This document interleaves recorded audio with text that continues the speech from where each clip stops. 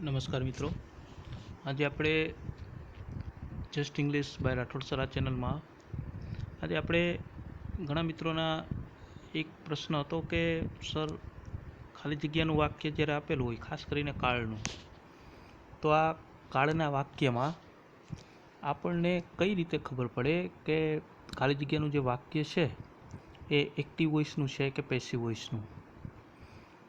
તો આ મિત્રોના પ્રશ્નોના જવાબ રૂપે આજે આપણે એક વિડીયો તૈયાર કરેલો છે અને જેની અંદર આપણે સમજશું કે આપણું વાક્ય છે, જો ખાલી જગ્યાનું કોઈ વાક્ય આપેલું હોય તો એ વાક્ય છે, બ્લેન્કનું વાક્ય છે, એ એક્ટિવનું છે કે પેસિવનું, એને આપણે કઈ રીતે નક્કી કરાય. મિત્રો પણ શરૂ કરીએ પહેલાં પણ આપણા આ જ ચેનલ પર, એટલે કે તમારી આ channel just English by Rathod sir પર લગભગ 9 વિડીયોઝ અપલોડ કરેલા છે, જેને ખૂબ સારો પ્રતિસાદ પણ મળેલો છે. અને હવે પછીના જે વિડીયોઝ છે એની અંદર પણ આવી જ રીતે આપ લોકોને કંઈક ને કંઈક સારું ને સારું જાણવા મળે, સમજવા મળે અને શીખવા મળે એવો અમારો પ્રયત્ન હશે. તો આ નવી વિડીયો વ્યાકરણ ઉપરના પણ છે અને કમ્પોઝિશન સેક્શન એટલે કે લેટર રાઇટિંગ અને રિપોર્ટ રાઇટિંગ પરના પણ છે. તો મિત્રો, આ વિડીયો આપને પસંદ આવે તો સબસ્ક્રાઈબ અને શેર કરવાનું ભૂલશો નહીં. આજનો વિડીયો પણ ખૂબ જ ઉપયોગી છે, ખાસ કરીને જે લોકો ક્લાસ 3ની પરીક્ષા માટેની તૈયારી કરે છે. એ ક્લાસ 3 પછી સ્ટેટ ગવર્મેન્ટ હોય કે સેન્ટ્રલ ગવર્મેન્ટ, બંને માટે આજનો વિડીયો પણ ખૂબ જ અગત્યનો છે. જોઈએ મિત્રો કે આપણે કેવી રીતે નક્કી કરશું કે આપેલ વાક્ય છે એક્ટિવનું છે કે પેસિવનું. અને એના માટેની એક સરળ રીત છે.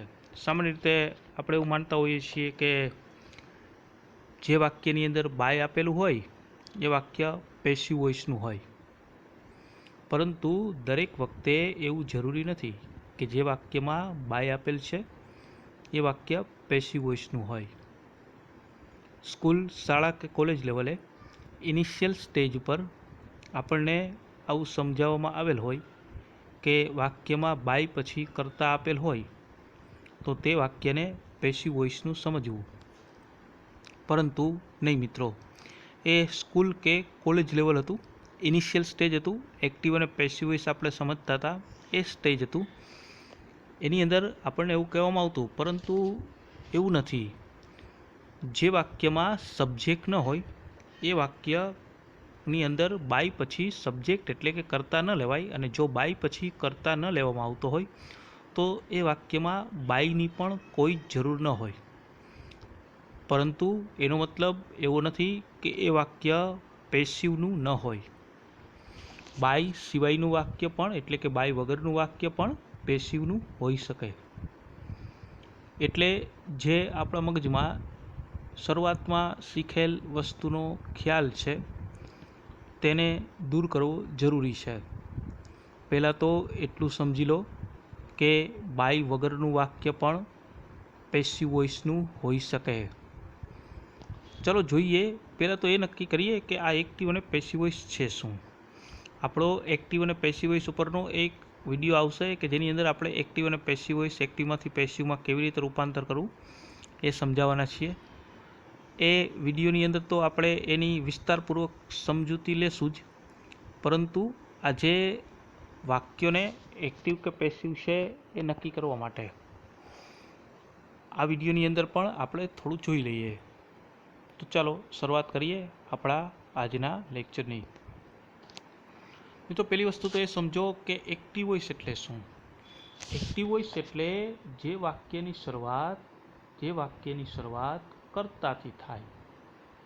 જે વાક્યની શરૂઆત તમે કર્તાથી કરો છો. કર્તા એટલે પહેલાં એ સમજો કે કર્તા એટલે ક્રિયા હોય ને, એનો કરનાર, ક્રિયાનો કરનાર એટલે જે વાક્ય બને છે એમાં જે વ્યક્તિ ક્રિયાનો કરનાર હોય, જે વ્યક્તિ દ્વારા ક્રિયા થતી હોય એને આપણે કર્તા કહીએ છીએ. આ કર્તા બે પ્રકારના હોય. પહેલો પ્રકાર એટલે એ નામ સ્વરૂપે હોય અને બીજો પ્રકાર એટલે એ સર્વનામ સ્વરૂપે હોય. નામ અને સર્વનામ એટલે કે નામ સ્વરૂપે હોય તો હું એમ કહું રોહન, રીટા, મીના, કે પછી કોઈ નિર્જીવ નામ. સામાન્ય રીતે નિર્જીવ નામ કરતા ન બની શકે, પણ છતાંય વાત કરીએ કે આ કરતા બે સ્વરૂપના હોય, નામ કે સર્વનામ. નામ એટલે હમણાં જ કહ્યું કે સજીવના કોઈ પણ નામ લઈએ, રીના, મીના, રામ, રોહન, મોહન, તો એ કરતા થયો. અને એના માટે જ સર્વનામનો આપણે ઉપયોગ કરીએ. એ સર્વનામ એટલે કયા મિત્રો? તો કે સર્વનામ એટલે આપણે કર્તા માટે ઉપયોગમાં લેતા સર્વનામ એટલે તો કે એની અંદર આપણે આઈની વાત કરીએ, વીની વાત કરીએ, યુ લઈએ, હી, સી, ઇટ, આ બધા જ છે હી, સી, ઇટ, ધેય, આ બધા જ છે ને મિત્રો એ સર્વનામ છે. એટલે કે ટૂંકમાં કહીએ તો મારું વાક્યની શરૂઆત હું નામથી કરું અથવા તો આવા સર્વનામથી કરું તો મારું વાક્ય કર્તાથી શરૂ થયું, અને એટલે એ મારું વાક્ય એક્ટિવ વોઇસનું હોય. વાક્યની શરૂઆતમાં કરતા તો એ વાક્ય એક્ટિવ વોઇસનું. એ કરતા પછી નામ સ્વરૂપે પણ હોઈ શકે, કોઈ પણ નામ પણ હોઈ શકે, અને એવું ન હોય તો કોઈ પણ સર્વનામ અહીંયા આપેલા એ સર્વનામ સ્વરૂપે પણ હોઈ શકે. તો આટલી વસ્તુ તમને ખ્યાલ આવી ગયો કે એક્ટિવ એટલે શું. શરૂઆતમાં તો ઘણી વખત એવું હોય, વોટ આપેલું હોય તો પ્રશ્ન વાક્ય છે. સારું, હું બીજા શબ્દોમાં કહું કે કર્તાથી શરૂ થતું વાક્ય આપણને ન ખ્યાલ આવે તો તમે આમ પણ કહી શકો કે જે વાક્યમાં ક્રિયાપદ આપેલું હોય, ક્રિયાપદની પહેલાં છે ને, ક્રિયાપદની પહેલાં જો નામ અથવા તો સર્વનામ એટલે કે કર્તા આપેલ હોય, ક્રિયાપદની પહેલાં કોઈ પણ કર્તા આપેલ હોય તો તે વાક્ય પણ એક્ટિવ વોઇસનું જ થાય. એટલે ફરીથી જો આપણને શરૂઆતમાં કરતા એની ખબર ન પડે તો ક્રિયાપદ એટલે તો કે એ સહાયકારક કે મુખ્ય ક્રિયાપદ કોઈ પણ, એમિઝાર, વોઝવર, સેલવિલ, આ બધા જ ક્રિયાપદો કેવા છે? તો કે આ બધા જ ક્રિયાપદો સહાયકારક ક્રિયાપદ છે. એની પહેલાં પણ જો કર્તા આપેલું હોય તો પણ વાક્ય એક્ટિવ વોઇસનું. અને મને જો એવું કહેલું છે કે રીડ, રાઇટ, ક્રાય, લિસન, આવા મુખ્ય ક્રિયાપદ એની પહેલાં જો કરતા આપેલ હોય તો પણ તે વાક્ય એક્ટિવ વોઇસનું જ થશે. સમજાયું મિત્રો? ટૂંકમાં એક્ટિવ વોઇસ એટલે ક્રિયાપદની પહેલાં કરતા આપેલ હોય અથવા તો વાક્યની શરૂઆતમાં કરતા આપેલ હોય તો તે વાક્યને આપણે એક્ટિવ વોઇસનું કહેશું. ચલો બીજા પ્રકાર ઉપર જઈએ. બીજો પ્રકાર એટલે પેસિવ વોઇસ. પેસિવ વોઇસ આપણને શું કહે છે તો જોઈએ. પેસિવ વોઇસની અંદર આપણને એવું કહેવામાં આવેલું છે કે વાક્યમાં શરૂઆતમાં શું હોય? કર્મ આપેલું હોય. વાક્યની શરૂઆતમાં કર્મ. ફરીથી એ જ વસ્તુ, એક્ટિવમાં વાક્યની શરૂઆતમાં કરતા હતું તો પેસિવમાં વાક્યની શરૂઆતમાં કર્મ. એક્ટિવનો અર્થ થાય કર્તરી. એક્ટિવનો અર્થ કર્તરી એટલે કે જે વાક્યમાં શરૂઆતમાં ક્રિયાપદની પહેલાં કરતા હોય એને કર્તરી એટલે કે એક્ટિવ વોઇસ કહેવાય. જ્યારે પેસિવનો અર્થ થાય કર્મણી એટલે શું? તો કે જે વાક્યની શરૂઆતમાં અથવા તો ક્રિયાપદની પહેલાં કર્મ આપેલું હોય. તો વાક્યમાં ક્રિયાપદની પહેલાં જો કર્મ આપેલું હોય અથવા તો વાક્યની શરૂઆતમાં કર્મ આપેલ હોય તો આપણું વાક્ય બનશે કર્મણી એટલે કે પેસિવ વોઇસ. હવે વાત એ થઈ તો આ બે વચ્ચેનો પહેલાં તો આપ લોકોને તફાવત સમજમાં આવી ગયો હશે કે એક્ટિવ એટલે કર્તાથી શરૂ થતું વાક્ય અને પેસિવ એટલે કર્મથી શરૂ થતું વાક્ય. શરૂઆતમાં ખબર ન પડે તો ક્રિયાપદની પહેલાં કર્તા તો એક્ટિવ, ક્રિયાપદની પહેલાં કર્મ તો પેસિવ. સારું, ઓળખવાની રીત. કઈ રીતે આપણે એને ઓળખશું કે ખાલી જગ્યાનું વાક્ય છે એ એક્ટિવનું છે કે પેસિવનું?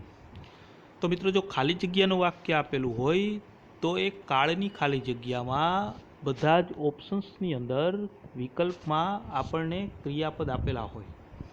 એટલે કે કોઈ પણ ક્રિયાપદ છે ને એને પહેલાં લઈ લો. સૌપ્રથમ આપેલ વાક્યમાંથી ક્રિયાપદને શોધો. એટલે કે વાક્યને તમારે એક્ટિવ પેસિવનું નક્કી કરવું છે તો વાક્યની અંદર ક્રિયાપદને શોધો. જો ખાલી જગ્યાનું વાક્ય હોય તો શું? તો કે વિકલ્પની અંદર જે ક્રિયાપદ આપ્યા હોય ને એમાંથી કોઈ પણ એક ક્રિયાપદને લઈ લો. પહેલું સ્ટેપ એવું કહે છે કે વાક્યની અંદરથી ક્રિયાપદને શોધો. આખું વાક્ય આપેલું છે, ખાલી જગ્યાનું વાક્ય નથી ને આપણે એ વાક્યને એક્ટિવ કે પેસિવ નક્કી કરવું છે તો શું? તો એમાંથી ક્રિયાપદને શોધો પહેલાં તો. એટલે કે am is, are, was, were, have, has, can, could, may, might આવા સહાયકારક ક્રિયાપદ અથવા તો મુખ્ય ક્રિયાપદ છે એ મુખ્ય ક્રિયાપદ શોધી લો. પણ આવું નથી અને આપણને વાક્ય બ્લેન્ક સ્વરૂપે આપેલું છે, ખાલી જગ્યાનું આપેલું છે.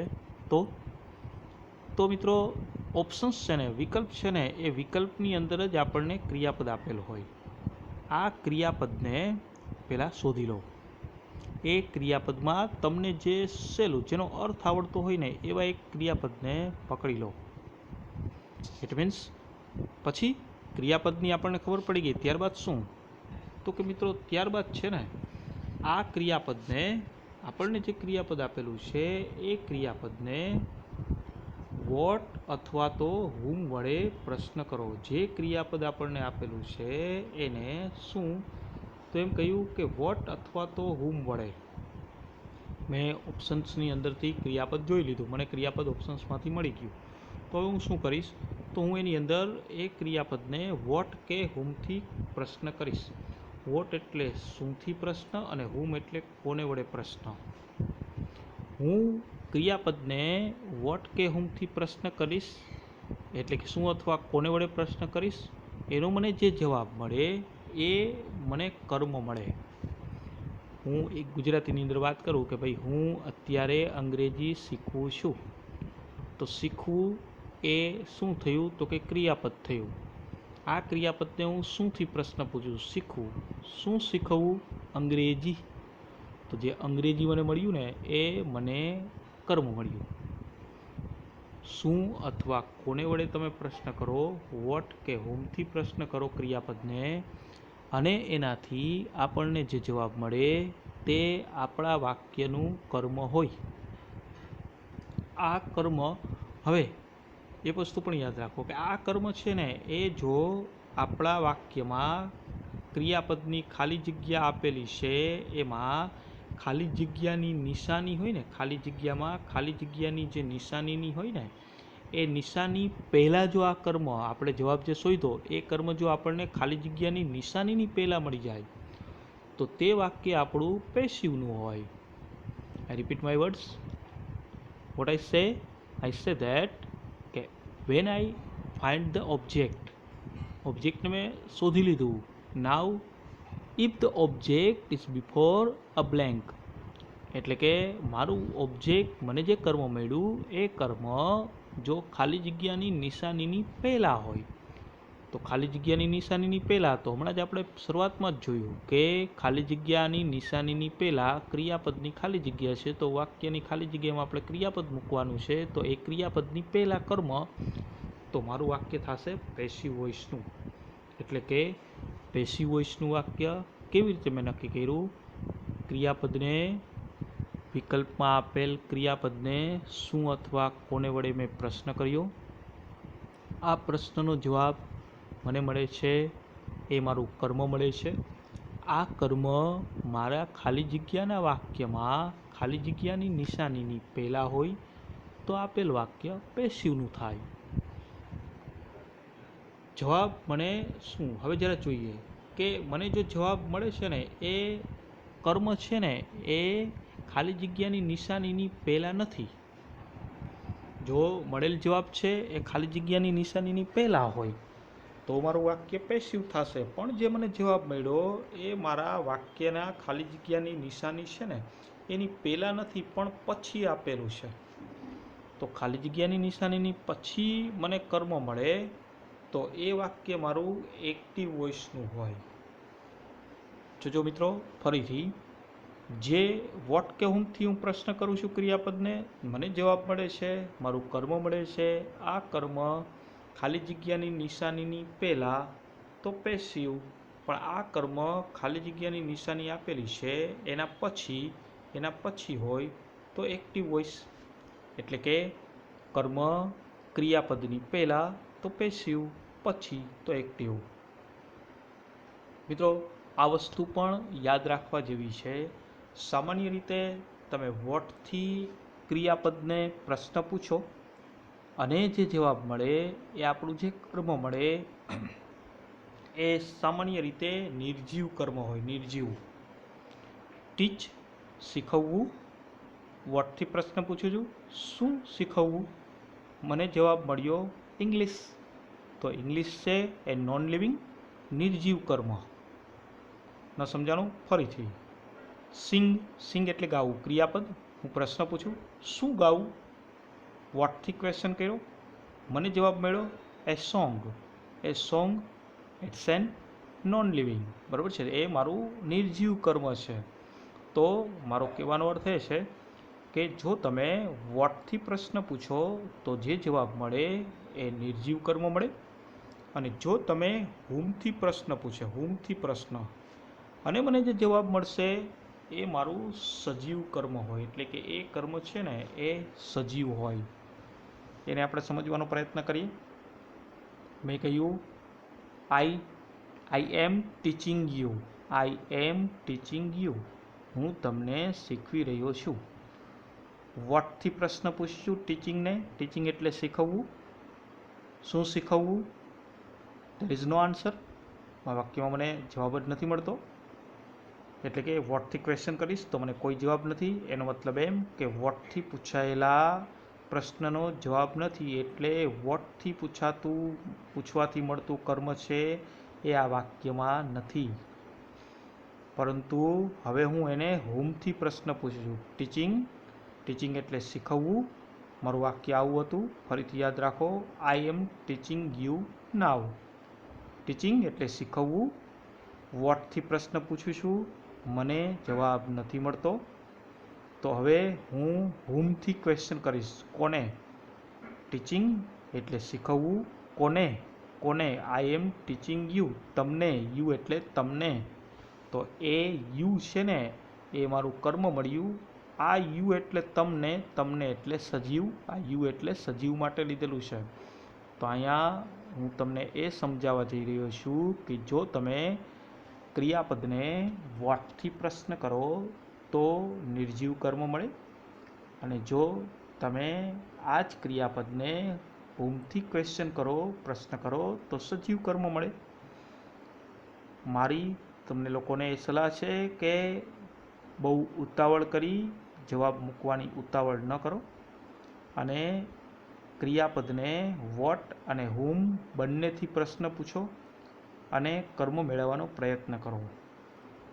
આ વસ્તુ પણ સાથે સાથે યાદ રાખી લો મિત્રો કે જો તમને વોટ અને હુમથી પ્રશ્ન તમે ક્રિયાપદને કરો છો અને તમને કોઈ જ જવાબ નથી મળતો તો એ વાક્ય સામાન્ય રીતે કર્મ વગરનું હોય, અને કર્મ વગરનું વાક્ય હોય તો એનું પેસિવ કરવું શક્ય નથી. ન સમજાણું મિત્રો? ચાલો જરા જોઈએ. પેસિવ કરવું શક્ય ન હોય તો એટલે એ વાક્ય આપણું એક્ટિવનું હોય. ચલો જરા જોઈએ. આવું એક ઉદાહરણ જોઈએ. જે વાક્યમાં કર્મ ન હોય એ વાક્યનું પેસિવ ન બને, એટલે કે એવું વાક્ય એક્ટિવનું હોય. હું એક વાક્ય બોલું છું. Listen me carefully. What I say, listen it. An old man is going to temple now. An old man is going to temple now. આ વાક્યમાં હું ગોઈંગ ક્રિયાપદ તરીકે એને બિહેવ કરું છું. ગોઈંગ એટલે જવું. આ ગોઈંગને હું શું વડે પ્રશ્ન કરું? ગોઈંગ એટલે જવું. શું જવું? મને જવાબ નહીં મળે. આ જ ગોઈંગને હું કોને વડે પ્રશ્ન કરું? કોને જવું? મિત્રો યાદ રાખજો, કોને અને કોહણે, હુમ, વોટ અને હુ આ ત્રણેય અલગ વસ્તુ છે. જ્યારે હું કોનેથી પ્રશ્ન કરીશ એટલે હુમથી પ્રશ્ન કરું છું. કોહણેથી પ્રશ્ન કરું તો હુથી પ્રશ્ન થાય. હું પ્રશ્ન કરીશ ગોઈંગ એટલે જવું. An old man is going to temple now, તો હું એને ગોઈંગને ક્વેશ્ચન કરું છું. ગોઈંગ એટલે જવું. કોનેથી પ્રશ્ન કરું? કોને જવું? આવો પણ કોઈ જવાબ મળતો નથી. તેનો સીધો ને સાદો અર્થ એવો થયો કે આપણા વાક્યમાં કોઈ જ કર્મ નથી, અને જે વાક્યમાં કોઈ જ કર્મ ન હોય એ વાક્ય પેસિવ વોઇસનું ન બની શકે. તેથી આપણું વાક્ય એક્ટિવ વોઇસનું છે. તો મિત્રો ફરીથી, પેસિવ વોઇસનું વાક્ય કર્મ હોવું ફરજિયાત છે, અને કર્મને ક્રિયાપદની પહેલાં મૂકો તો જ પેસિવનું બની શકે. એટલે આપણે ખાલી જગ્યાના વાક્યમાં ખાસ યાદ રાખો કે ખાલી જગ્યાના વાક્યની અંદર વોટ અને હુમ બંને વડે ક્રિયાપદને પ્રશ્ન પૂછો, પછી જ નક્કી કરો એક્ટિવ છે કે પેસિવ. તો મિત્રો આ તો આપણે નક્કી કરી એક્ટિવ કે પેસિવ વોઇસ નક્કી કરવાની રીત. ઘણી વખત એવું થાય છે કે એક જ વાક્યમાં એક કરતાં વધારે કર્મ હોય. બની શકે, આવું હોઈ શકે કે એક વાક્યમાં એક કરતાં વધારે કર્મ હોય. તો સર કયું કર્મ લેવું? ખાલી જગ્યાની પહેલાં કયું કર્મ હોય તો પેસિવ લેવું, અને કયું કર્મ પાછળ હોય તો એક્ટિવ લેવું? સારું, એને આપણે જોઈએ નવી સ્લાઇડમાં. પણ એ પહેલાં મિત્રો, આ વિડીયો તમને જો પસંદ આવે તો અવશ્ય એને સબસ્ક્રાઈબ કરજો, બીજાને એની ભલામણ પણ કરજો. મિત્રો તમારું લાઈક અને કોમેન્ટ છે એ પણ આપજો, કારણ કે એ વસ્તુ અમારા માટે એક મોટું ફીડબેક થતું હોય છે. તેથી લાઈક, શેર અને સબસ્ક્રાઈબ કરવાનું ભૂલશો નહીં મિત્રો. મિત્રો એક બીજી પણ રિક્વેસ્ટ છે કે તમારા ફ્રેન્ડ્સને, મિત્રોને આ ચેનલને સબસ્ક્રાઈબ કરવાની ભલામણ પણ અવશ્ય કરો, કારણ કે આ ચેનલને તમે જેટલી સબસ્ક્રાઈબ કરશો, જેટલા મિત્રો એનો લાભ ઉઠાવશે, એ ખૂબ સારી વસ્તુ છે. વિધાઉટ એની ફીઝ આવા લેક્ચર્સ તમને મળતા રહે છે. કોઈ સબસ્ક્રિપ્શન ચાર્જીસ નથી, ફ્રી ઓફ છે. અન્ય ચેનલોમાં તમે સબસ્ક્રિપ્શન ચાર્જીસ ભરીને તમે એને જોઈ શકતા હો છો, એનાથી તમે શીખી શકતા હો છો, પણ આ ચેનલ ફ્રી ઓફ ચેનલ છે. તો એને જરૂરથી સબસ્ક્રાઈબ કરજો, અને બીજા લોકોને પણ કહેજો કે એને સબસ્ક્રાઈબ કરે. સારું મિત્રો, જરા જોઈએ કે બે કર્મ હોય તો એને એ વાક્યને આપણે એક્ટિવ કે પેસિવનું કેવી રીતે લેશું. જોઈએ જરા, બે કર્મવાળું વાક્ય એક્ટિવ કે પેસિવ કેવી રીતે આવશે. પણ એ પહેલાં એક એક્ઝામ્પલ્સને આપણે જોઈ લઈએ. અહીંયા એક એક્ઝામ્પલ્સ આપેલું છે. આપણે જે થિયરી કરીને એનું એક પ્રેક્ટિકલ પણ લઈ લઈએ. એક્ઝામ્પલ્સ, પેલું વાક્ય આપેલું છે હી બ્લેન્ક બુક્સ હિયર. અહીંયા આપણને આપેલું છે હી બ્લેન્ક્સ બુક્સ હિયર. તમે જોશો તો વાક્યની અંદર હી બ્લેન્ક બુક્સ હિયર આપેલું છે. હવે આપણે નક્કી કરીએ કે આપણું વાક્ય એક્ટિવનું છે કે પેસિવનું. આપણે કહ્યું હતું કે ઓપ્શનની અંદર જે ક્રિયાપદ આપેલા હોય ને, વિકલ્પમાં જે ક્રિયાપદ હોય એમાંથી જે સહેલું લાગતું હોય એવું એક ક્રિયાપદને લઈ લો. મને સહેલું લાગે છે સેલ. સેલ એટલે શું? તો કે સેલનો અર્થ થાય વેચવું. આપણે કહીએ ને વેચવું, બરાબર, વેચવું થાય. તો હું આ વેચવું છે ને એને હું શુંથી પ્રશ્ન કરું છું. શું વેચવું? મને જવાબ મળ્યો બુક્સ વેચવી. બુક્સ, પુસ્તકો વેચવા. આપણો નિયમ એવું કહેતો હતો કે ખાલી જગ્યામાં જે વિકલ્પો આપેલા છે એ ક્રિયાપદને વોટ કે હુમથી પ્રશ્ન કરો. સેલ એટલે વેચવું, એને મેં શુંથી પ્રશ્ન કર્યો, મને જવાબ મળે છે બુક્સ. જો આ જવાબ જે મળ્યો છે એ મારું કર્મ છે. જો આ જવાબ ખાલી જગ્યાની પહેલાં હોય તો પેસિવ, નહીંતર એક્ટિવ. તો મને જે જવાબ મળ્યો બુક્સ એ ખાલી જગ્યાની પહેલાં નથી, એ તો ખાલી જગ્યાની પછી છે. એનો મતલબ એમ કે મારું વાક્ય થશે એક્ટિવ વોઇસ. સર તમે હમણાં કહ્યું હતું કે વોટ અને હોમ બંનેથી પ્રશ્ન પૂછીને નક્કી કરવું સારું. તમારી વાત સાચી છે. આપણે નક્કી કરીએ એ પહેલાં વોટ કે હોમ બંનેને લઈએ. વોટને તો લઈ લીધું, હવે જરા હોમને લઈએ. હોમ એટલે કોને. વેચવું, વેચવાને હું પ્રશ્ન કરું છું કોને વડે. કોને વેચવું? તો કોને વેચવું આવો પ્રશ્ન કરીશ ને મિત્રો તો મને જવાબ કાંઈ મળશે જ નહીં. એનો મતલબ એમ કે કોને થી પ્રશ્ન પૂછવાથી મળતું કર્મ આમાં છે જ નહીં. આમાં એક જ કર્મ છે અને એ કર્મ એટલે વોટથી પ્રશ્ન પૂછવાથી મળતું કર્મ. તો મિત્રો આ ઉદાહરણ દ્વારા તમને એ ખબર પડી ગઈ હશે કે આપણું આપેલ વાક્ય છે ને એ એક્ટિવ વોઇસનું છે. અને શું કામ એને એક્ટિવ વોઇસનું? તો કે મેં સેલ એટલે કે વેચવું અને પ્રશ્ન પૂછ્યો વોટથી, એનો મને જવાબ મળ્યો કે બુક વેચે છે, બુક્સ વેચે છે, એ કર્મ મળ્યું. આ કર્મ ખાલી જગ્યાની પછી છે. એનો મતલબ કે આપણું વાક્ય એક્ટિવ વોઇસનું છે. જો બુક્સ ખાલી જગ્યાની પહેલાં હોત તો પેસિવનું થાત. ચલો જરા આગળ જઈએ મિત્રો. એના પછીનું એક બીજું એક્ઝામ્પલ્સ. આગલું વાક્ય તો એક્ટિવનું હતું, તો હવે એક પેસિવ વોઇસનું ઉદાહરણ પણ આપણે જોઈએ. આ ઉદાહરણને, આગલા ઉદાહરણને જ મેં પેસિવમાં બનાવી અને તમને સમજાવવાનો પ્રયત્ન કર્યો છે. જોઈએ આપણે આ બીજું ઉદાહરણ. બીજા ઉદાહરણમાં લખેલું છે મિત્રો બુક્સ બ્લેન્ક હિયર.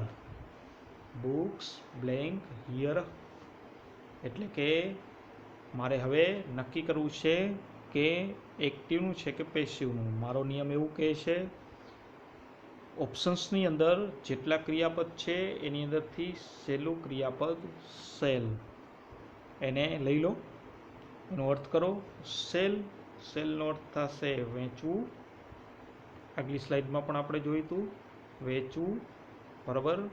આ વેચવું એને હું વોટ અને હોમ, પહેલાં હું વોટથી પ્રશ્ન પૂછું છું કે શું વેચે છે, તો મને જવાબ મળશે. વોટથી ક્વેશ્ચન કરીશ, મને જવાબ મળે છે બુક્સ. વોટથી એટલે કે શું વેચે છે, મને જવાબ મળ્યો બુક્સ. આ બુક્સ મારું કર્મ થયું. આ બુક્સ મારું કર્મ થયું. આ કર્મ ખાલી જગ્યાની પહેલાં છે.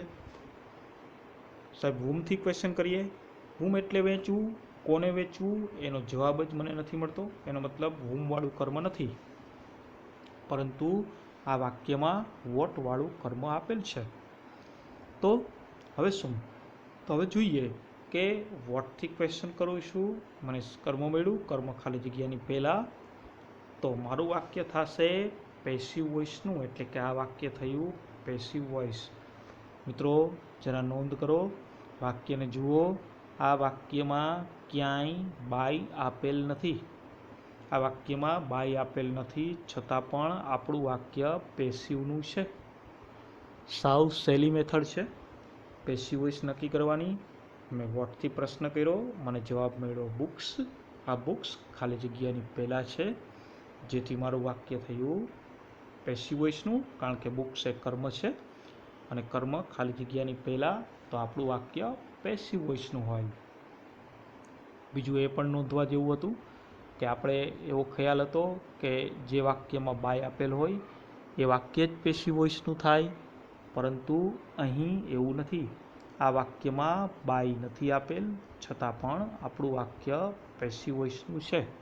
એટલે મગજની અંદર એક ખ્યાલ હોય તો એને દૂર કરવો કે જે વાક્યમાં બાય આપેલ હોય એ જ વાક્ય પેસિવ વોઇસનું હોય. સારું મિત્રો, આ તો આપણે જોયું કે પેસિવ, એક્ટિવ પેસિવ વોઇસને કેવી રીતે નક્કી કરવી એની થિયરી જોઈ હતી. એનું આપણે ઉદાહરણ પ્રેક્ટિકલ પણ જોઈ લીધો. મિત્રો આગળ વધીએ એ પહેલાં ફરીથી આપણે વિનંતી કે જો આ વિડીયો આપ લોકોને પસંદ આવેલો હોય તો શેર, સબસ્ક્રાઈબ અને લાઈક કરવાનું ભૂલશો નહીં. કોમેન્ટ પણ જરૂરથી આપજો. ઓકે મિત્રો, જરા આગળ વધીએ આપણા નવા વિષયની અંદર જ. આપણા વિષય નવો વિષય નહીં, પરંતુ નવા આપણા ઉદાહરણ અને એની તરફ આપણે આગળ વધીએ. મને એક ઉદાહરણ આવું આપેલું છે, જરા જોઈએ આપણે. આ વાક્યમાં ઉદાહરણમાં મને આપેલું છે કે you blank English by me on just English daily. અહીંયા મને આપેલું છે you blank English by me on just English daily. જોઈએ મિત્રો, સર આ તો સહેલું છે, આની અંદર તો આપણને બાય આપી જ દીધું છે, અહીંયા તો બાય છે એટલે પેસિવનું છે. વાત સાચી છે, પણ મારે એ રીતે નક્કી જ નથી કરવું, મારે તો એ બાયથી નક્કી જ નથી કરવું, મારે તો મેં જે રીત શીખવીને એ રીતથી જ મારે નક્કી કરવું છે કે મારું વાક્ય એક્ટિવનું છે કે પેસિવનું. જરા જોઈએ, મને ઓપ્શનમાં એક ટીચ આપેલું છે, એક ઇઝ ટોટ આપેલું છે, આર ટીચિંગ કે આર ટોટ આપેલું છે. આમાંથી મને જે સહેલો લાગે છે એ એક વિકલ્પને લઉં છું. મને એવું કહ્યું હતું કે એક્ટિવ અને પેસિવ વોઇસ નક્કી કરવા માટે ક્રિયાપદ જે આપેલું હોય એ ક્રિયાપદને શું અથવા કોને વડે પ્રશ્ન કરવો. હું આ બંનેને વોટ અને હુમથી પ્રશ્ન કરું છું. પહેલાં હું શુંથી પ્રશ્ન કરું છું. શુંથી હું પહેલાં પ્રશ્ન કરું છું. ટીચ એટલે શીખવવું. શું શીખવવું? તો મને જવાબ મળ્યો ઇંગ્લિશ. તો આ ઇંગ્લિશ તો ખાલી જગ્યા પછી છે, તો મારું વાક્ય એક્ટિવનું થવું જોઈએ. પણ મેં તમને કહ્યું હતું કે આવું ન કરો, બંનેથી પ્રશ્ન પૂછવાનો હંમેશા આગ્રહ રાખો. વોટ અને હુમ બંનેથી પ્રશ્ન પૂછો. મેં શુંથી પ્રશ્ન પૂછ્યો, શું શીખવે છે? તો મને જવાબ મળ્યો ઇંગ્લિશ. તો ઇંગ્લિશ તો ખાલી જગ્યા પછી છે, તો હું જો પહેલી જ નજરે આને નક્કી કરીશ ને તો મને વાક્ય એક્ટિવનું લાગશે. જો બાય આપેલું છે ને છતાંય તમે કહેશો કે એક્ટિવનું હશે, ન હોય ને. તો સારું, હું બીજો પ્રશ્ન પૂછ્યું, ટીચ એટલે શીખવવું. કોને શીખવવું? મેં બીજો પ્રશ્ન પૂછ્યો, કોને શીખવવું? મને જવાબ મળ્યો યુ એટલે તમને. મેં પ્રશ્ન પૂછ્યો ટીચને, કોને શીખવવું? મને જવાબ મળે છે યુ એટલે તમને. તો અહીંયા તમને છે એ પણ એક કર્મ થયું, આ પણ મારું કર્મ થયું. હવે તમે જુઓ જોઈએ આ કર્મ ક્યાં છે. તો આ કર્મ છે ને એ ખાલી જગ્યાની પહેલાં છે, બરાબર ને. તો આ કર્મ ખાલી જગ્યાની પહેલાં. પણ નોંધવા જેવી વાત એ છે કે આ વાક્યમાં બે કર્મ મળ્યા. એક કર્મ એટલે ઇંગ્લિશ મળ્યું, પહેલું કર્મ મને ઇંગ્લિશ મળ્યું, અને બીજું કર્મ એટલે યુ, આ મને બીજું કર્મ મળ્યું. તો આ વાક્યમાં કેટલા કર્મ? તો કે બે કર્મ છે. There are 2 objects in this sentence. So what? તો હવે કેમ નક્કી કરવું કે આ વાક્ય એક્ટિવનું? કારણ કે એક કર્મ તો ખાલી જગ્યાની પછી છે, પહેલું કર્મ ખાલી જગ્યાની પછી છે, અને બીજું કર્મ ખાલી જગ્યાની પહેલાં છે. તો આપણું વાક્ય એક્ટિવનું થાય કે પેસિવનું?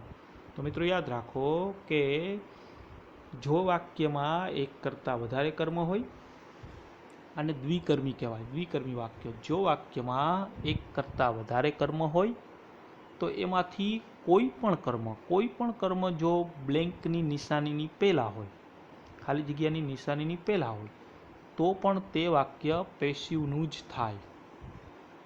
એક કરતાં વધારે કર્મ આપેલા હોય અને કોઈ પણ કર્મ ખાલી જગ્યાની નિશાનીની પહેલાં હોય, તો તે વાક્ય પણ પેસિવનું જ થાય. એટલે કે આપણું વાક્ય છે એ પેસિવ વોઇસનું જ છે. ઓકે, બીજું પણ અહીંયા નોટ કરવા જેવી વસ્તુ એ છે મિત્રો, મેં તમને કહ્યું હતું કે જો તમે વોટથી ક્રિયાપદને પ્રશ્ન પૂછો ને, જો તમે ક્રિયાપદને વોટથી ક્વેશ્ચન કરો ને, આને વોટ એટલે કે શુંથી હું પ્રશ્ન કરીશ ને, તો મને જે કર્મ મળશે ને એ નિર્જીવ મળશે. એટલે કે જો શું શીખવે છે, તો મને જે કર્મ મળ્યું ને એ નિર્જીવ કર્મ મળ્યું, આ મારું કર્મ નિર્જીવ છે. પણ હું એને હુમથી ક્વેશ્ચન કરીશ ને, આને જ હું હુમથી ક્વેશ્ચન કરું ને, WHOM હુમથી હું ક્વેશ્ચન કરું ને, અને મને જે જવાબ મળશે ને એ મારું કર્મ છે ને ફ્રેન્ડ્સ, એ કેવું હશે? તો કે સજીવ. કોને શીખવે છે? તો મને જે કર્મ મળ્યું ને, આ જુઓ, આ કર્મ મારું સજીવ થયું, આ મારું કર્મ લિવિંગ થયું, સજીવ થયું, અને આ મારું કર્મ થયું એ નિર્જીવ થયું. તો તમે સમજી શકો છો કે વોટથી પ્રશ્ન પૂછીએ તો નિર્જીવ કર્મ મળે, અને હુમથી ક્વેશ્ચન કરીએ તો સજીવ કર્મ મળે. તો આ રીતે તમે જો વાક્યમાં એક કરતાં વધારે કર્મ હોય તો એને પણ તમે એક્ટિવ કે પેસિવ કઈ રીતે નક્કી કરવું એ સમજી શકો છો. કે કોઈ પણ કર્મ વોટ કે હુમથી પ્રશ્ન પૂછો, કોઈ પણ કર્મ ક્રિયાપદની પહેલાં, એટલે આપણું વાક્ય પેસિવ. ઓકે ફ્રેન્ડ્સ, તો અહીંયા તમે એ જોયું કે કોઈ પણ કર્મ, એક કરતાં વધારે કર્મ આપેલા છે, અને આપણે નક્કી કરવું છે કે આપણું વાક્ય એક્ટિવનું છે કે પેસિવનું, તો એ આપણે નક્કી કરી શકીએ છીએ. અહીંયા વિસ્તૃત સમજૂતી પણ તમને આની અંદર આપેલી છે, બરાબર મિત્રો. તો આના ઉપરથી પણ તમે સમજી શકો કે એક્ટિવ અને પેસિવ એક કરતાં વધારે કર્મ આપેલા હોય તો પણ આપણે નક્કી કરી શકીએ. આ એક સહેલી રીત હતી મિત્રો એક્ટિવ અને પેસિવ વોઇસ નક્કી કરવાની. યાદ રાખો, ક્યારેય એવું ન વિચારો કે બાય આપેલું છે એટલે આપણું વાક્ય પેસિવનું છે, બાય હોય એટલે પેસિવ વોઇસ હોય એવું જરૂરી નથી. બાય ન હોય કે હોય એનાથી એક્ટિવ પેસિવ વોઇસને કોઈ વધારે અસર નથી થતી. પણ આટલી વસ્તુ આપણા ધ્યાનમાં રહેવી જોઈએ કે બાય ન હોય તો પણ પેસિવ વોઇસ હોઈ શકે.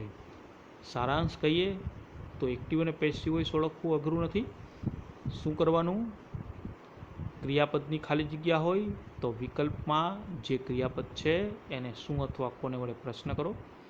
જે જવાબ મળે એ તમારું કર્મ બને. આ કર્મ ખાલી જગ્યાની પહેલાં હોય તો પેસિવ, પછી હોય તો એક્ટિવ. બસ આટલું જ યાદ રાખવાનું છે. એક કરતાં વધારે કર્મ હોય તો જે કર્મ ખાલી જગ્યાની પહેલાં, કોઈ પણ કર્મ ખાલી જગ્યાની પહેલાં તો પેસિવ, અન્યથા એક્ટિવ. આનાથી તમે ખૂબ સરળ રીતે એક્ટિવ અને પેસિવ વોઇસ નક્કી કરી શકશો. મિત્રો, એક નમ્ર પ્રયાસ હતો આપણે સરળ ગુજરાતી ભાષામાં એક્ટિવ અને પેસિવ વોઇસના અંગ્રેજી વાક્યો ઓળખવાની રીત શીખવવાનો. આશા છે કે આપને આ રીત સમજાણી હશે, સરળ લાગી હશે અને તમે એનાથી કંઈક શીખી પણ શક્યા હશો. મિત્રો, આવા જ નવા વિડીયોઝ માટે આ ચેનલ સાથે જોડાયેલા રહો. અમે તમને આવા જ નવા વિડીયોઝ કે જેનાથી તમે અંગ્રેજી ગ્રામર આસાનીથી શીખી શકો એવા વિડીયોઝ પ્રોવાઈડ કરતા રહીશું. થેન્ક યુ ફ્રેન્ડ્સ, તમે આ વિડીયોને જોયો એ બદલ. મિત્રો, આ વિડીયોને લાઇક કરવાનું, શેર કરવાનું અને સબસ્ક્રાઈબ કરવાનું ભૂલશો નહીં. મિત્રો, યુટ્યુબ પર પણ just English by Rathod sir નામની એક ચેનલ છે કે જેની અંદર મોટેભાગે પ્રેક્ટિસ આપણે મૂકતા હોઈએ છીએ. પ્રેક્ટિસના વાક્યો, આ ઉપરાંત રોજબરોજનું ધ હિન્દુ ન્યૂઝપેપરનું વોકેબ્યુલરી પણ આપણે એમાં મૂકીએ છીએ જે આપ લોકોને ખૂબ જ પસંદ આવશે. આ ઉપરાંત એની અંદર વોક્સના ફ્રેઝલ વર્બ્સ છે, ઇડિયમ્સ છે, આ પણ આપણે રોજબરોજ કંઈક નવું ને નવું આપણે એમાં આપતા રહેતા હોઈએ છીએ. મિત્રો, આ ચેનલને પણ સબસ્ક્રાઈબ કરવાનું ભૂલશો નહીં અને આ તમારી પોતાની જ ચેનલ છે. ફીડબેક આપવાનું પણ ભૂલશો નહીં, કોમેન્ટ લખવાનું પણ ભૂલશો નહીં, કારણ કે આપનું ફીડબેકથી અમે આ ચેનલને ઇમ્પ્રૂવ કરવાનો હંમેશા પ્રયત્ન કરતા હોઈએ છીએ. તો મિત્રો, નવા વિડીયો સાથે આપણે ફરીથી મળીએ છીએ. ત્યાં સુધી ટેક કેર ફ્રેન્ડ્સ, બાય. ફરીથી મળીએ છીએ નવા વિડીયો સાથે.